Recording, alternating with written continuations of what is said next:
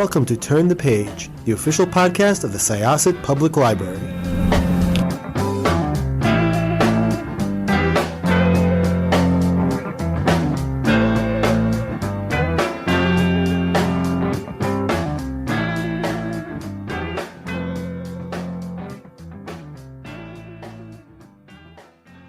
This is Jessikah with Syosset Library's Turn the Page podcast, and I am welcoming back one of my absolute favorite graphic novel artists.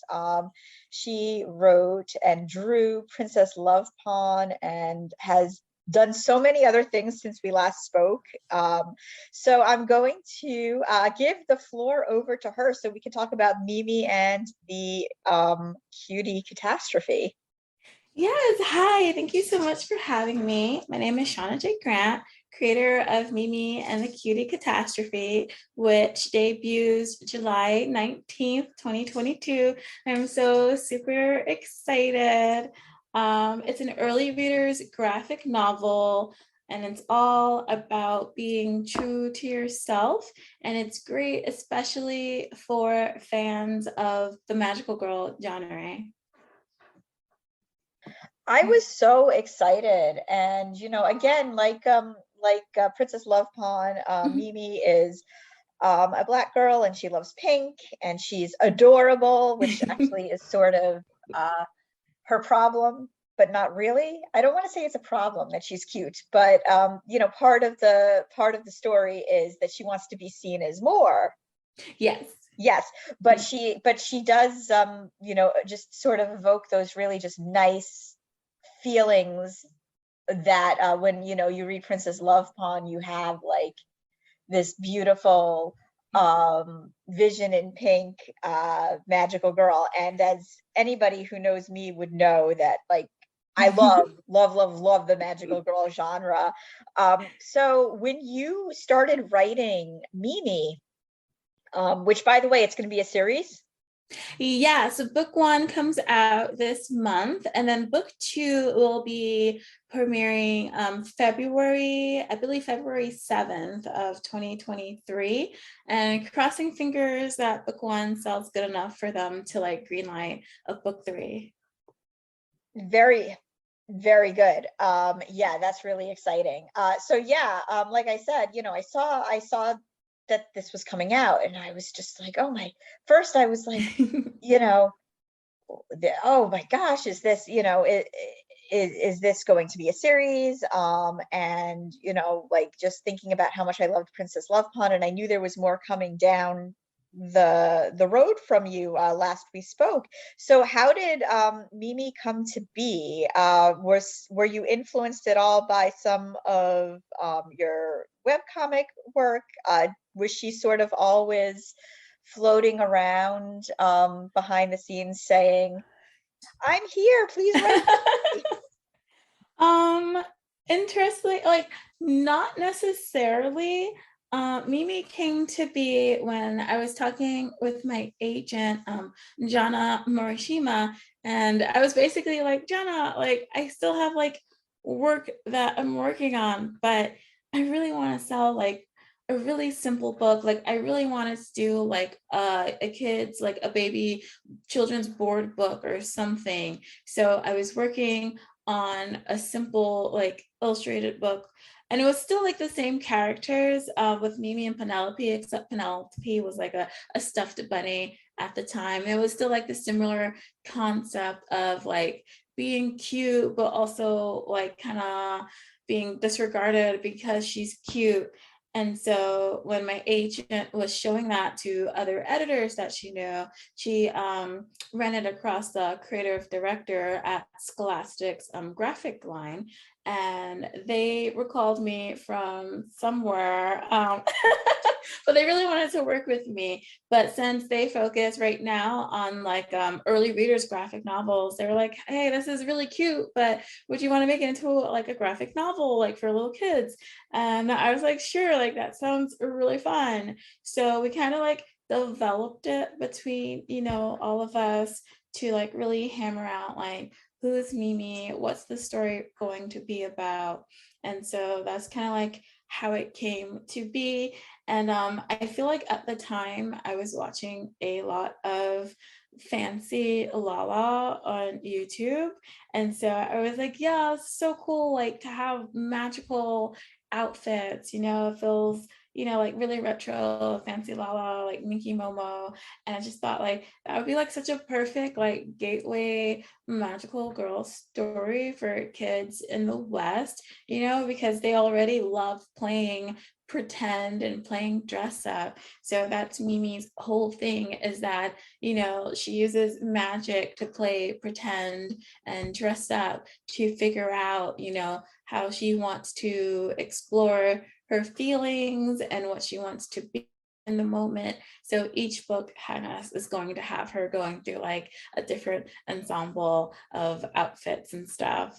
And so like that's pretty much how it came to be. And I'm like just really happy to be able to work on a book that stars like a little dark-skinned Black girl being just, apologetically cute, because you don't really see a lot of that in media. And, especially for me growing up, like it was like almost zero of seeing that, especially like, with pinks and purples and stuff.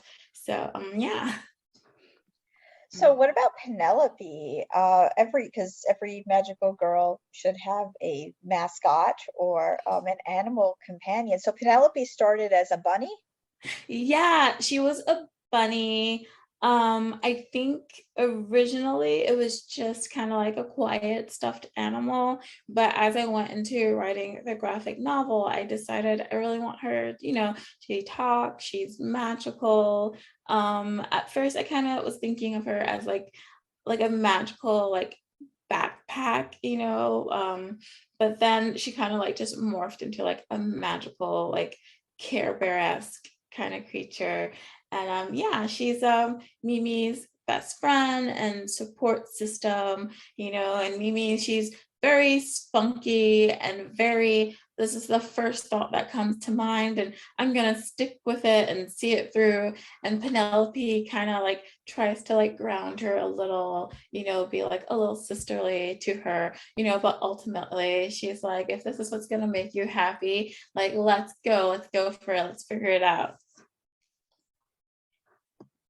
So, as we mentioned before, Mimi wants to be seen as something other than just cute, which there's a lot that can kind of be said for that. I mean, it is like just a really pleasant early graphic novel, but that's that's a topic of identity, and also like how you're sort of perceived by others, which is really good for that age group, because I think this is the age where kids are really just starting to see not like how they feel and who they are might not necessarily be what's quote unquote cool, which gets a little bit of a exploration here, or just like how other people like want to see you and want you to be isn't necessarily who you are. So when you started, why did you want to start Mimi's journey here?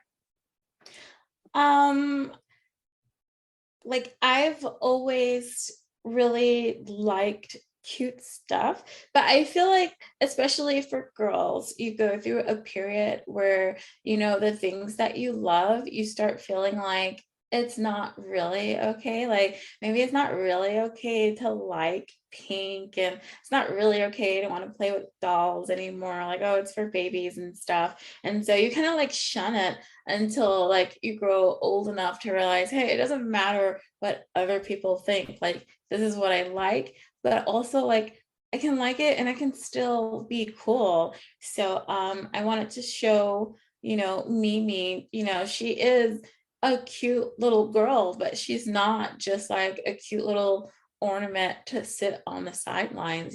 She can still be cute, and she can still be strong and help her friends, and she can still be like smart and think of new fun games to play. And she's obviously pretty cool, as cute as she is, she's still really cool because she has all her friends, in her building that hang out with her and stuff. But she kind of like has to come to that conclusion herself because she feels like everybody's putting her in a box. So she starts to put herself in a box. So her ideas of being strong or smart or cool become really narrow. And when you're trying to force yourself to be something that you think you should be, like you start to really lose who you actually are. And so that's what Mimi's journey is, just trying not to lose herself and accepting her for who she is, but also not letting that dictate what other people think she is. What is the next book going to be about, if you can say? I know it has a title. Yes, it has a title. I believe you can already like pre-order it on Amazon. But the next book is called Mimi and the Boohoo Blahs. And basically it's about Mimi having a really grumpy day. She wakes up on the wrong side of the bed, literally just tripping as soon as she gets up. And she's just very blah. And so that kind of like manifests into this little globby monster that follows her and grows bigger and bigger, like the worse her mood becomes. And she goes on a little journey to ask her friends, like, what makes you happy? And can I try that to see if that'll make me happy? And it's all about finding ways for you to cope with, just having like a really blah kind of day. And sometimes things that other people like might not bring you joy in that moment, but everybody has like their own thing that makes them, feel a little better. But also like it's okay to just have a day where you just kind of like feel blah and nothing feels right, because it's going to end eventually and you're going to feel better. There is so much I love about it. And that is such an important thing to say, especially after the last time that we came out of,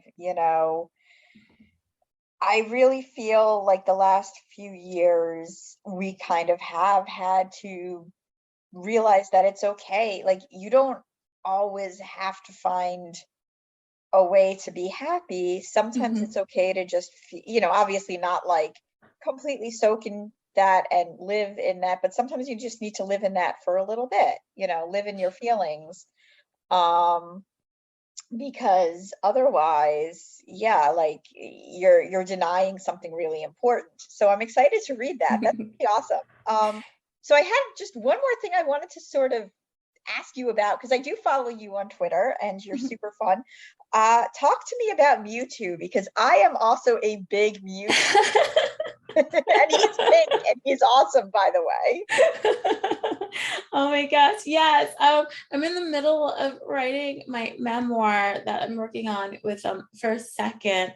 And it took me a bit to kind of figure out like what exactly I wanted to tell about my childhood. And so my focus is pretty much like a middle school first romance under the frame of writing fanfics on fanfiction.net. And so when I was like 12 years old, like, when Pokemon the first movie came out, I just became really obsessed with Mewtwo, and that just lasted like for a while. So that was like my first like real like online identity. It was just like, yes, I'm Mewtwo, the guru. Like I just adored him. I guess it was just like that bad boy persona sort of thing. I just like, I am a fan of Mewtwo, and I'm like definitely older than that generation. My brother was like right around the age that, kids were starting with Pokemon when that movie came out. But, like retroactively, I've kind of come back to it because the characters are adorable. And, I also have kids of my own who are really into Pokemon. And man, I really relate to some of his philosophies. Like sometimes I feel like, just that whole like look, like, man, humanity, is it really so great? I mean, like, we were talking earlier about Mimi really just dealing with really deep subjects and in sort of a lighter facade. That movie, when I actually saw it, I was like, this is for kids. This is really serious stuff. Like Mewtwo is really contemplating just like, like being like, he experimented on by people and whether or not people are worth saving. I mean, that's pretty heavy for a children's movie. Yeah, it's kind of like a first introduction to like an existential crisis. Like, who am I? Like, what am I meant to be? Yeah, but I love it. Like, I think it's great to have like these deep philosophical questions, like geared towards kids as well, because, kids are still, they're little people, they're intelligent. And if you can tell them things in a way that they can understand without glossing over the details, like they can get it. So that's what I like to do with my writing a lot. Like I want to write stories about like these feelings and emotions that people can have, but just presented in a way that's digestible for kids, because they feel these things too. They just may not have the words to tell you like what exactly is going on. So that's kind of like your job as an adult, to like help them learn how to communicate all these. And I totally have like I totally have my Mewtwo moments, especially the last few years. Yes. Like wow. Like I want to get like an enamel pin. Right.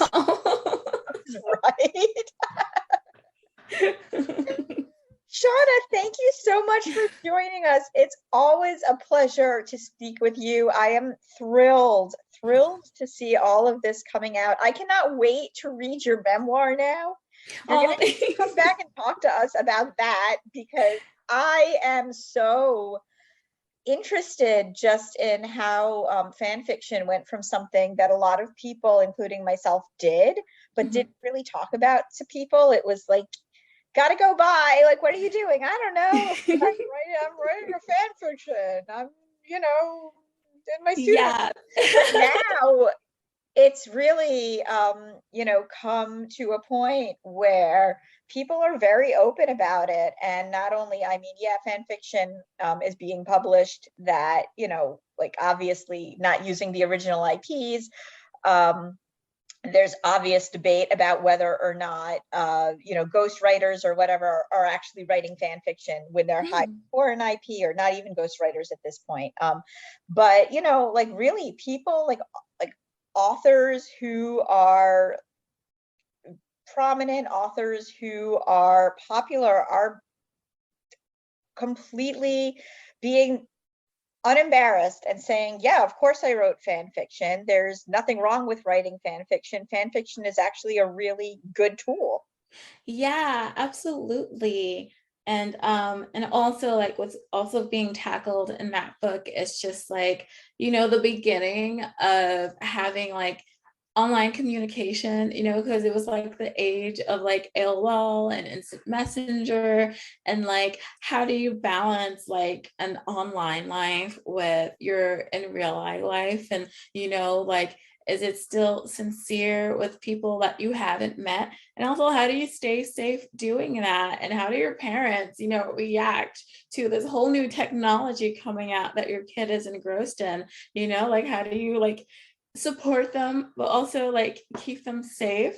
So I'm really excited. I think it's definitely going to be something that hasn't quite been written about a lot yet, and also all of it is just going to be like wrapped up and like a cute shoujo romance, but like lots of drama. Thank you. We will see you very, very soon. Once again, this was Jessikah with Syosset Libraries Turn the Page podcast. Our guest today was Shauna J. Grant, and you can find me online at shaunadraws.com.